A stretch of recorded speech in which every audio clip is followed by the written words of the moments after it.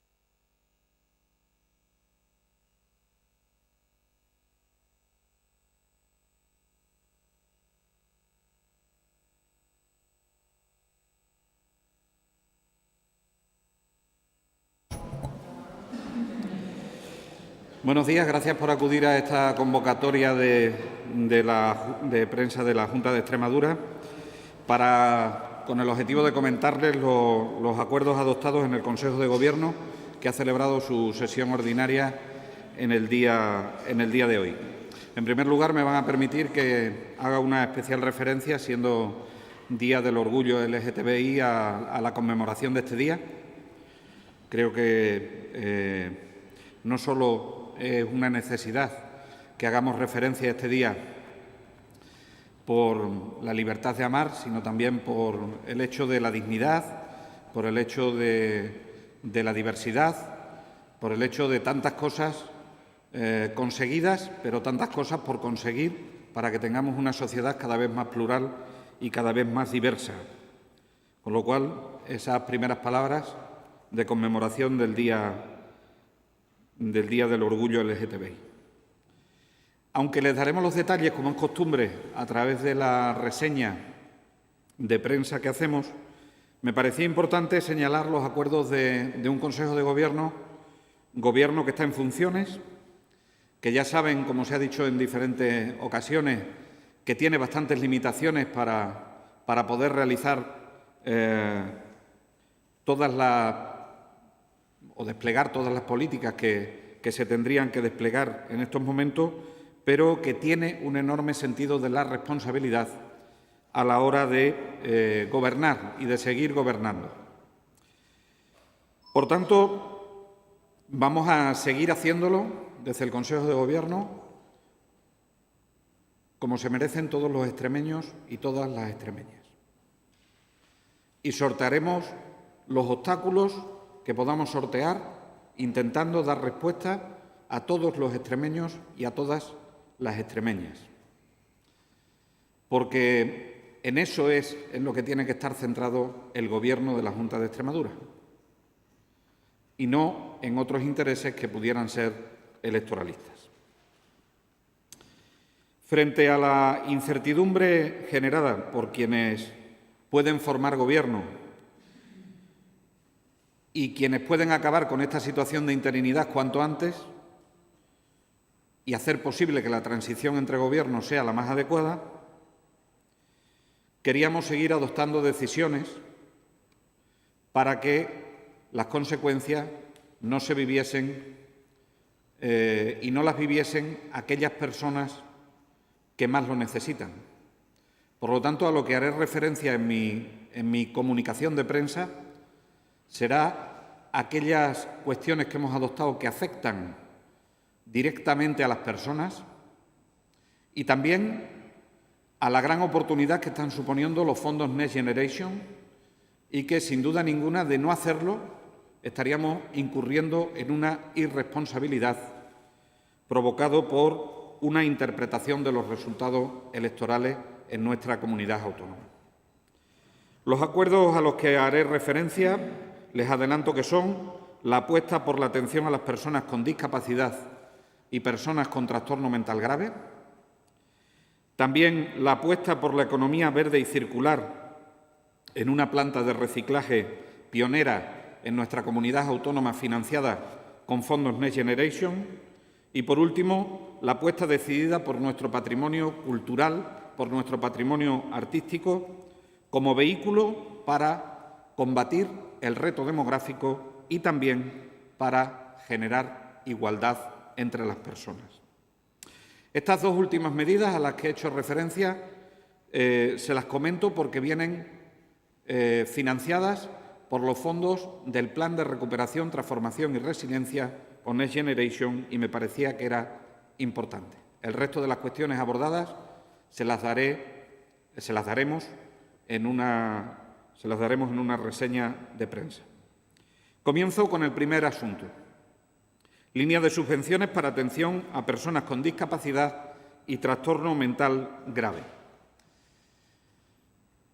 Las subvenciones que todavía quedan dentro de la atención a las personas con discapacidad, tanto en la promoción de su autonomía como en la atención para intentar que las personas vivan lo más independientemente posible y tengan un papel en la sociedad con plena inclusión, tenían que haber salido hace algún tiempo.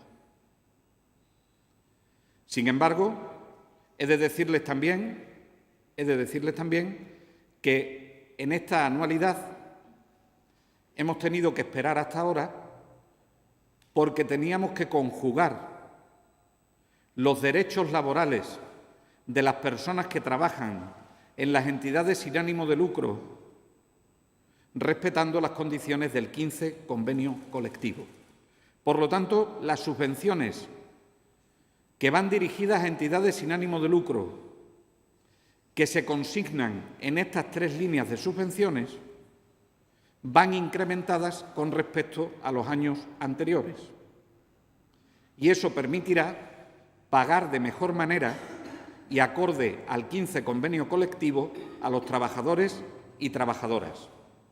Esto lo saben todas y cada una de las entidades que representan a las personas afectadas por situaciones de discapacidad y también de enfermedad o de trastorno mental grave. Por tanto, a los proyectos de normalización que lo que buscan es la orientación y la inclusión social y laboral, va una cuantía económica de 1.192.500 euros para entidades sin ánimo de lucro. Para la atención a las personas con trastorno mental grave va una partida de 902.802 euros, también para entidades sin ánimo de lucro que recogen la atención residencial, también la inclusión social y laboral y también la promoción de la imagen positiva para seguir eliminando el estigma de estas personas. Y, en tercer lugar, va una partida económica en línea de subvenciones de 12.035.760 euros destinada a la prestación de servicios a personas con discapacidad dirigidos a ayuntamientos y entidades sin ánimo de lucro que buscan cubrir las necesidades de atención residencial, de centros ocupacionales, de pisos tutelados, de atención temprana y de habilitación funcional. Lo lógico es que estas subvenciones fuese la última anualidad en la que se celebrasen como subvenciones y pasasen a ser conciertos sociales. En segundo lugar, me referiré a la planta de reciclaje de fracción orgánica recogida de forma separada que construiremos en el término municipal de la localidad de Llerena. La Directiva Europea de Residuos establece que a más tardar el 31 de diciembre del presente año es necesario que los residuos, bien de origen vegetal o bien de origen animal, se recojan de forma separada en origen o se separen posteriormente. En cualquier caso, a los residuos de origen animal y a los residuos de origen vegetal les comparten una característica, que es que son biodegradables. Y en ese proceso de biodegradación es en lo que la Junta de Extremadura ha querido invertir a través de su Plan Integrado de Residuos en Extremadura, intentando incluir en nuestro territorio plantas de reciclaje para esa fracción orgánica recogida de forma separada. Esto tiene ventajas de varias características. La primera de ellas es que si estos residuos orgánicos, ya sean de origen animal o de origen vegetal, se dejan a la biodegradación sin hacerlo de forma controlada en una planta de reciclaje, la emisión de gases de efecto invernadero es muy importante. Pero además de tratarse adecuadamente estos residuos en plantas de biodegradación, se obtiene como resultado un compost que permite ser abono para agricultura y también para las zonas de ajardinamiento de los municipios. Y en eso es en lo que vamos a invertir, en que en el término municipal de Llerena haya una planta que permita realizar ese tratamiento. La inversión prevista es de más de 4,6 millones de euros, con una ejecución en 6 meses, financiado por el Plan de Recuperación, Transformación y Resiliencia y aprovechando la economía verde y circular para el desarrollo socioeconómico de una comarca que afectaría a 31 poblaciones, que llegaría a más de 49.000 habitantes y que nos permitiría rendir cerca de 990 toneladas de compost, que permitiría que se pudiese aprovechar para la agricultura y también para los municipios. Y el último aspecto que quiero resaltarles del Consejo de Gobierno es la inversión que vamos a hacer en la restauración de la ermita santuario Nuestra Señora de Ara, de la localidad de Fuente del Arco. Saben que está declarada como bien de interés cultural en la categoría de monumento. Saben también que es de origen mudéjar, saben también que es la denominada Capilla Sixtina de la Campiña Sur o de la Baja Extremadura, pero sin duda ninguna el patrimonio hay que cuidarlo y hay que restaurarlo. Por lo tanto, vamos a acometer obras de restauración que afectarán a la propia arquitectura, todo lo que tiene que ver no solo con las humedades, sino también con otras partes de la propia ermita. Vamos a mejorar la iluminación artística interior y también la iluminación exterior, y también se van a incrementar la accesibilidad. La inversión que vamos a realizar es de más de 900.000 euros para la dinamización de la cultura y también proviene del Fondo de Recuperación, Transformación y Resiliencia o de Next Generation. Con esta inversión, la Campiña Sur tendrá una inversión total en fomentar su turismo como mecanismo de desarrollo, como mecanismo para afrontar el reto demográfico y también como mecanismo para hacer un turismo sostenible, de más de 4,8 millones de euros a lo largo de todos estos años. Eso es lo que respecta al Consejo de Gobierno de la Junta de Extremadura. Y, por último, destacar en lo que conocimos ayer del Consejo de Ministros que celebramos el que destinen 8 millones de euros para los daños que las condiciones climatológicas han producido a los cultivos de cereza, sobre todo en la zona del Jerte. En principio, y por mi parte nada más, y me someto a las preguntas que tengan ustedes sobre este o cualquier otro tema.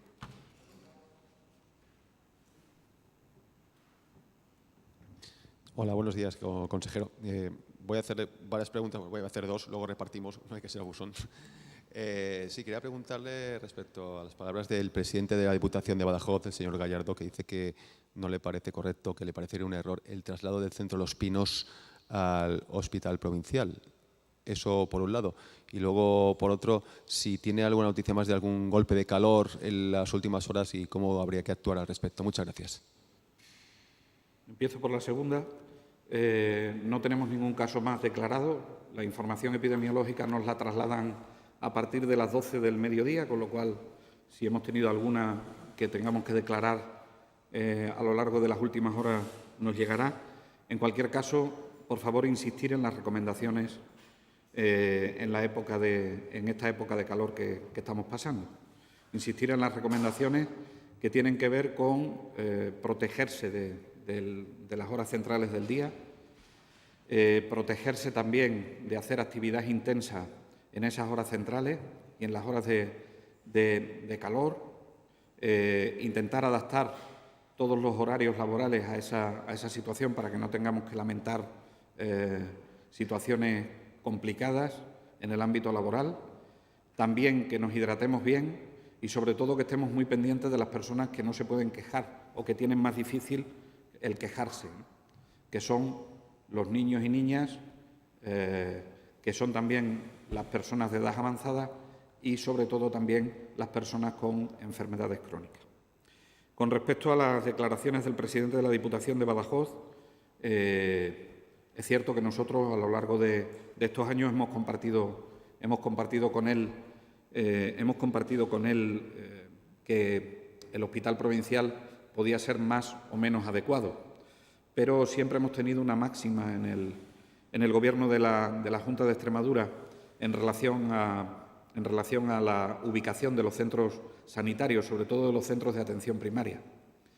Y siempre hemos dejado la elección del sitio, o siempre hemos dejado que en la decisión del sitio tengan un papel muy importante las asociaciones de vecinos. Y el sitio no lo ha elegido el Gobierno de la Junta de Extremadura, ni siquiera el Ayuntamiento del PP. El sitio lo han elegido las asociaciones de vecinos. Y nosotros les hemos contado a las asociaciones de vecinos y le hemos contado a todas las partes las dificultades que podía tener el acondicionar aquel edificio para el Centro de Salud de Los Pinos. Pero tenemos que tener en cuenta que no hay ninguna parcela en una ubicación adecuada dentro de zona para poder ubicar el Centro de Salud de Los Pinos en otro sitio, que esa era la alternativa y, además, era la alternativa elegida por las asociaciones de vecinos. Con lo cual, pues todos mis respetos, puedo compartir en parte las declaraciones, pero sin duda ninguna hemos respetado en todo momento la elección que han hecho las asociaciones de vecinos del casco antiguo de Badajoz.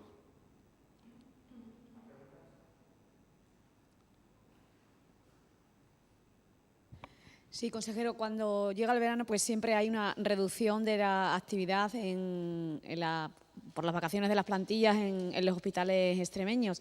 Hemos visto que en el Perpetuo y aquí en Mérida va a haber reducción. ¿Va a haber más reducción en otros hospitales de la región? Un poco cómo queda la situación ante el periodo estival, para que los ciudadanos sepan también a qué acogerse y por qué. Yo desconozco de dónde ha salido la información, porque todavía no está comunicado el plan de vacaciones de forma concreta, entre otras cosas, porque teníamos que esperar a que tuviésemos el Consejo Interterritorial del Sistema Nacional de Salud de la pasada semana, donde ya podíamos levantar en parte el aprovisionamiento para las contingencias que se pudiesen derivar de la crisis sanitaria de la COVID-19, que parece que se nos ha ido, pero no, sigue existiendo. Por lo tanto, todavía no ha sido comunicado. Ayer el propio ministro salió diciendo que el Real Decreto, que tiene que derogarse, no solo afecta a las mascarillas, afecta a otras cosas que no solo son las mascarillas, que es la declaración de alerta sanitaria como consecuencia de la COVID, ¿no? Con lo cual se tramitaría en la primera semana de julio. Independientemente de eso, esto lo decimos todos los veranos y lo volvemos a decir ahora. Reducción de jornada, reducción de actividad no significa cierres. En ningún caso significa cierres. Las plantas están abiertas. Los hospitales están abiertos. De hecho, ojalá no lo necesitemos este verano, pero cuando se ha necesitado algún hospital que tenía alguna planta en reducción de actividad, siempre se ha podido contar con él cuando hemos tenido un incendio. Y se ha habilitado la planta y se ha abierto. ¿Qué quiere esto decir? Que durante la época estival no solo se van de vacaciones los profesionales que trabajan en la sanidad, se van también las personas que, teniendo una determinada enfermedad, tienen que tratarse, pero que no tiene que ser de forma inmediata, que es lo que forma la lista de espera. Y si tú ofreces intervenciones quirúrgicas, si tú ofreces pruebas complementarias o si tú ofreces consultas, pues algunas personas deciden retrasarlas para cuando pase una determinada época. Y luego, además, la reducción de la actividad nos sirve para hacer el mantenimiento preventivo de los centros hospitalarios. Y lo tenemos a la orden del día. Estamos teniendo más averías de las que debíamos tener en centros sanitarios como consecuencia de que llevamos varios veranos donde no se reduce la actividad que nos permite hacer un mantenimiento preventivo como estamos acostumbrados. Por lo tanto, no es cierto que se vaya a cerrar nada, porque nada se cierra. Sí es cierto que acomodaremos las plantillas, y así lo estamos haciendo, a las necesidades que tenga el Servicio Extremeño de Salud y los extremeños y las extremeñas en función de que ya sí hemos eliminado la necesidad de tener unas contingencias contempladas por si incrementase la infección por coronavirus, ¿no? Así es que yo espero que en los próximos días el plan de verano esté realizado. Y luego tenemos una excelente noticia, que no me sentiré satisfecho, pero que tenemos una excelente noticia, que es que hemos fidelizado más especialistas formados que nunca. Y además, contra todo pronóstico, hemos sido capaces de, en esa fidelización, que vengan especialistas formados fuera de la Comunidad Autónoma de Extremadura. Es decir, jamás se ven fidelizados 105 o 106 especialistas como tenemos fidelizados este año.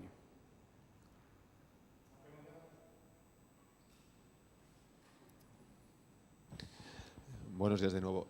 También quería preguntarle por si hay alguna noticia respecto al chico que sufrió un ahogamiento el día pasado en una piscina de Badajoz, por un lado, si hay alguna novedad. Y también, bueno, pues llevamos ya justamente un mes de las últimas elecciones, no hay gobierno, una valoración rápida. Gracias.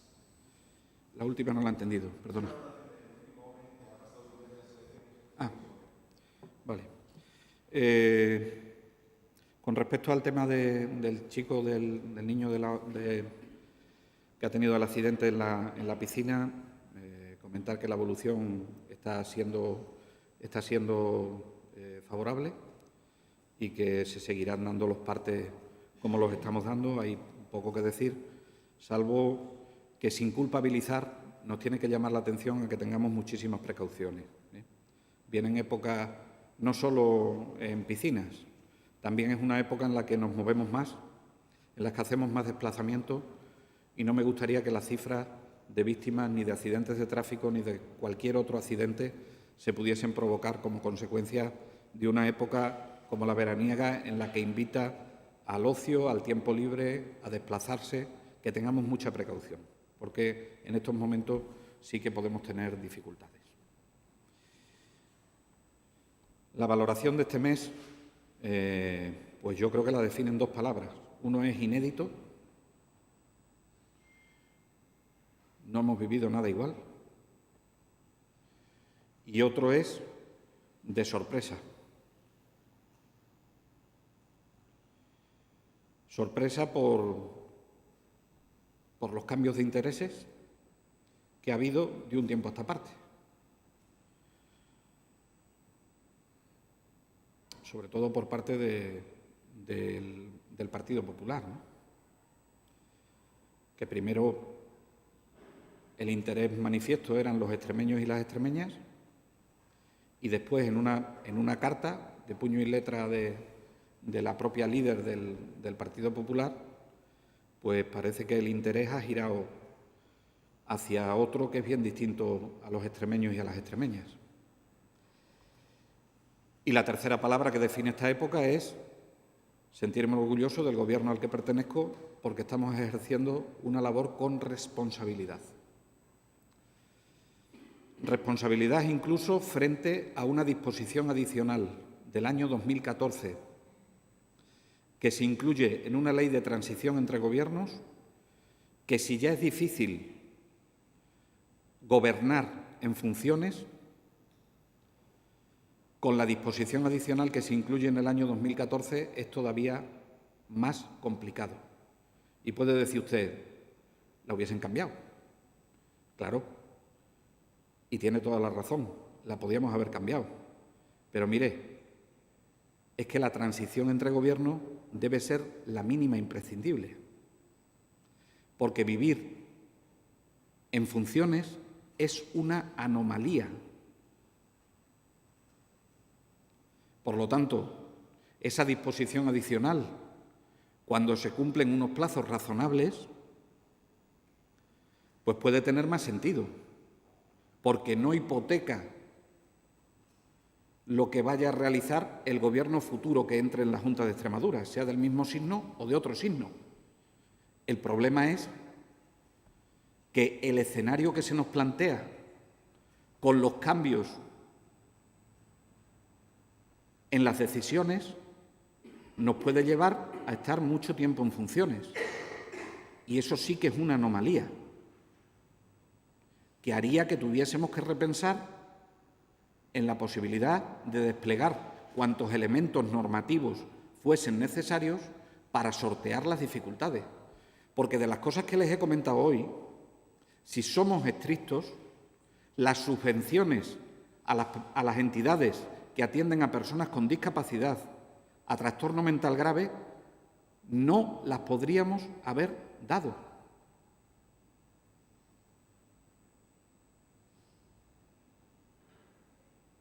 Por eso, mi tercera palabra de definición, aparte de lo inédito, de lo sorprendente, es responsabilidad de un Gobierno que, estando en funciones, ya que parece que no lo hace nadie, sigue pensando en los extremeños y en las extremeñas. Y, por supuesto, desear que esto dure lo menos posible y agradecer al Partido Socialista que dé un paso adelante para poner en marcha la maquinaria electoral.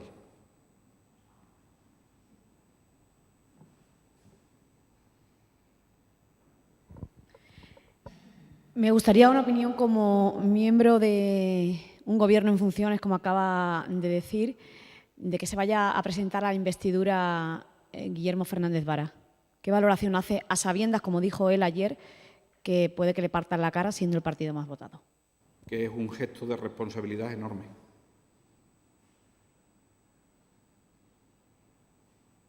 Porque lo cómodo sería no presentarse. Pero frente a eso, Guillermo Fernández Vara ha decidido que, aunque sea complicado, tiene que poner en marcha, por lo que le decía antes, el reloj.